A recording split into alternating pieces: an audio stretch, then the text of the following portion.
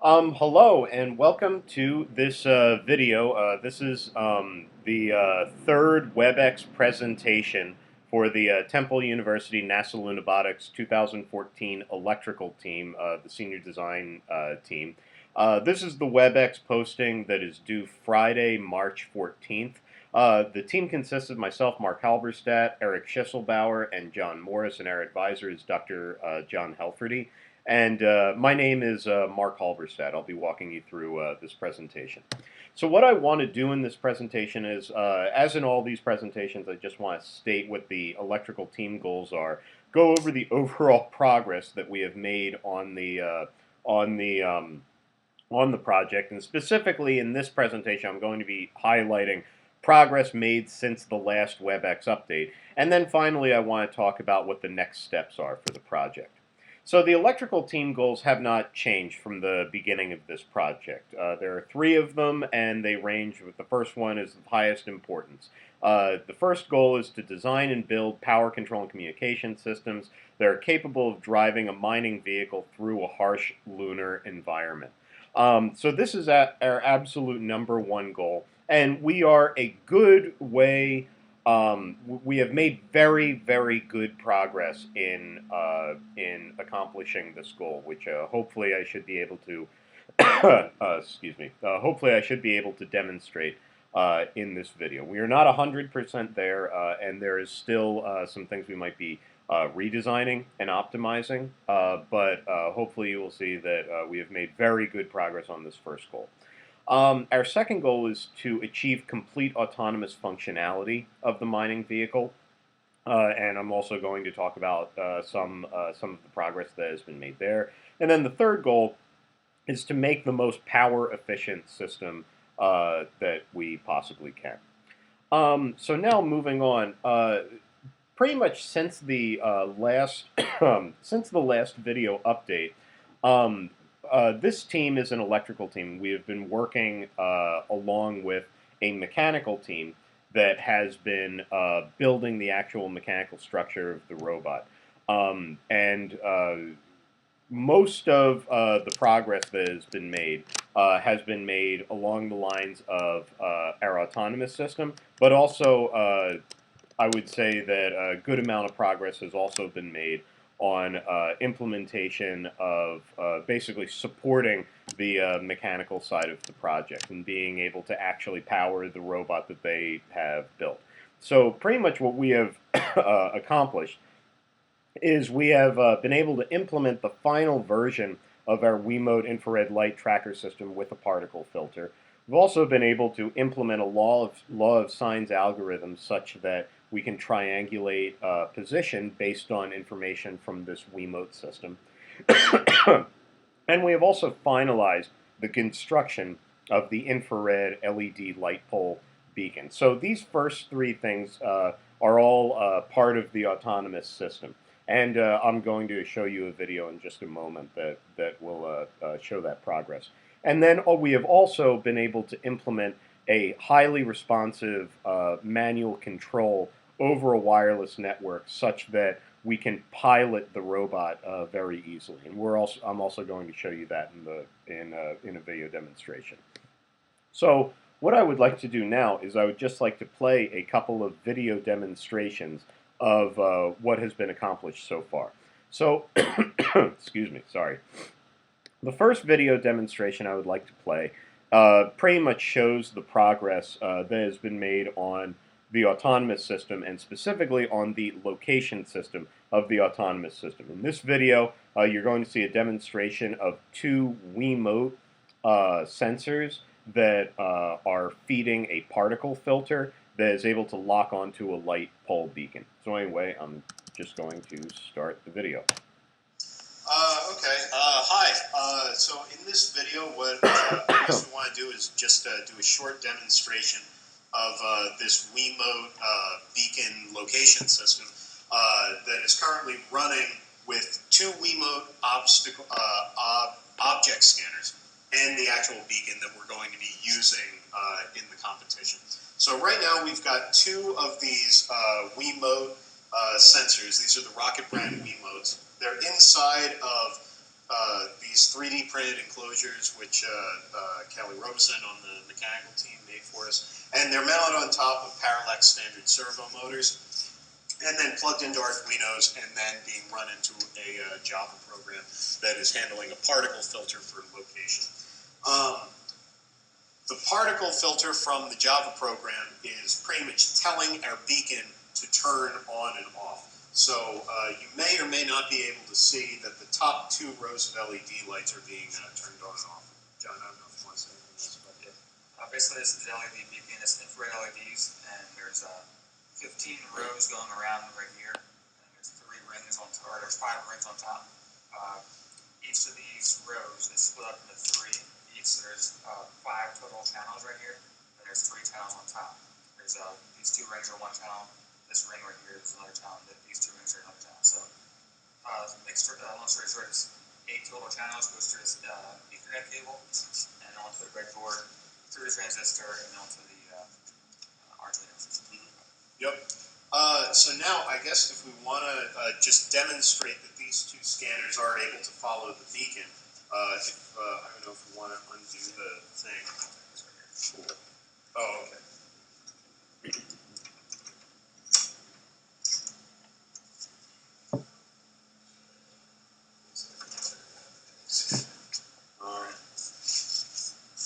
Okay, so now, actually, I'm going to cover up the beacon real quick. I'm just going to demonstrate how these 2 things will scan to find the beacon once they can't see it anymore. So both of these can see the beacon. Now I'm going to cover the beacon. And now the 2 scanners are scanning back and forth, trying to figure out where the beacon is. Once they see the beacon again, they will pretty much stop the scanning operation. So I'm going to uncover the beacon. And now they both see the beacon again, so they're locked back onto it. So now, if you want to, if you can move the beacon out just a little bit, so you can see if the 2 are following. You know, if I should pull anything.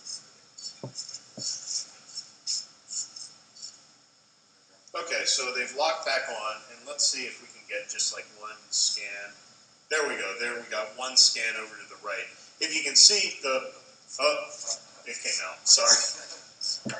Okay, well, we're getting that attached back in. Let me just show you one thing on the software real quick. So this is graphical output from the particle filter that is running on each different beacon. And in addition to that, we also have, if you can zoom in on the bottom, okay, if you can zoom in on the bottom, we also have our first version of X and Y position.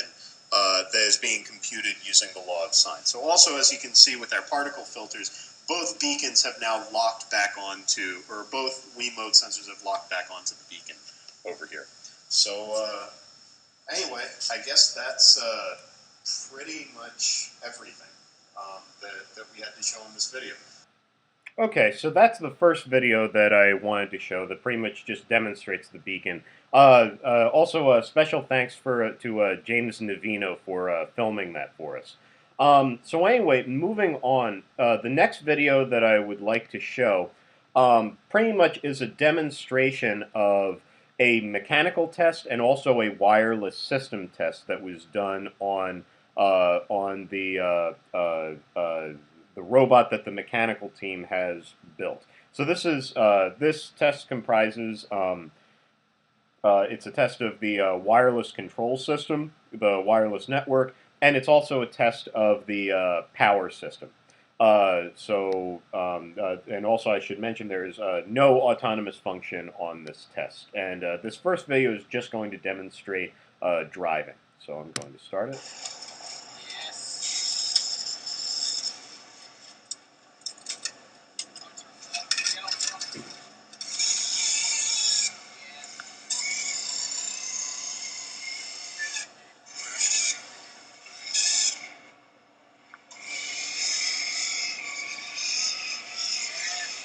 Yeah.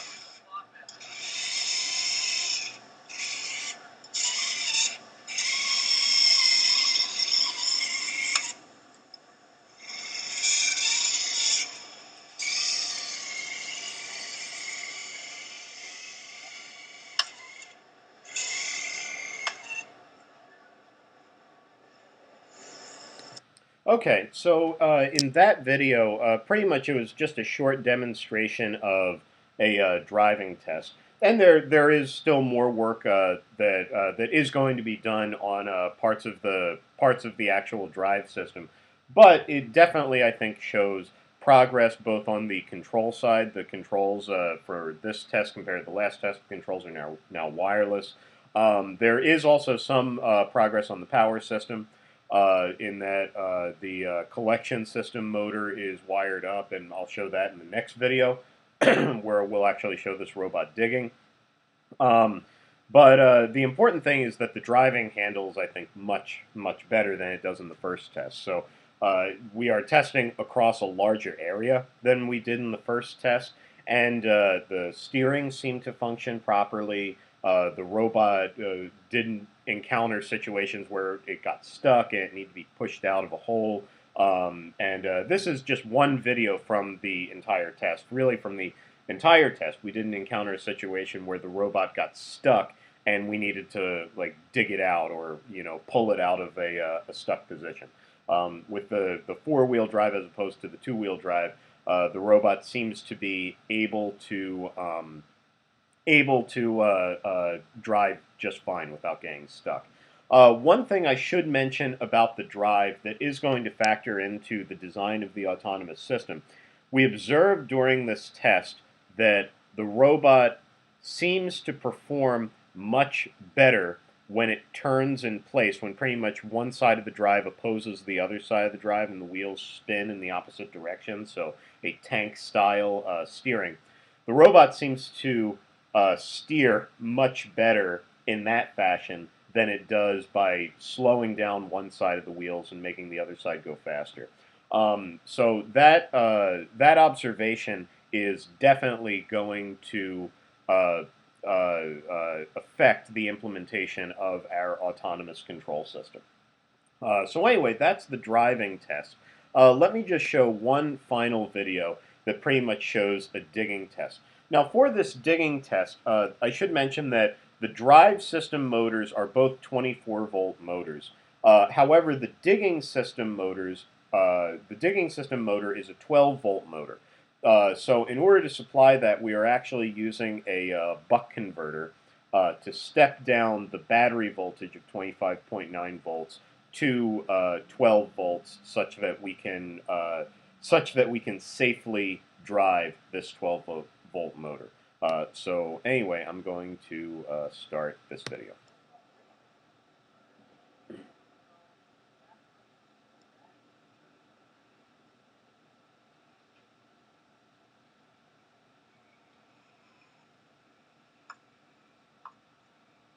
I think that's the sensor. Let me see if I can.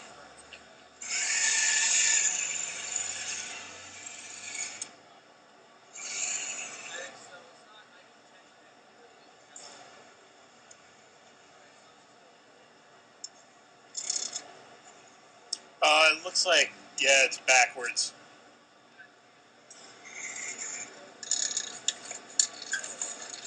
Wow, look at that. That's going to be, difficult to clean up.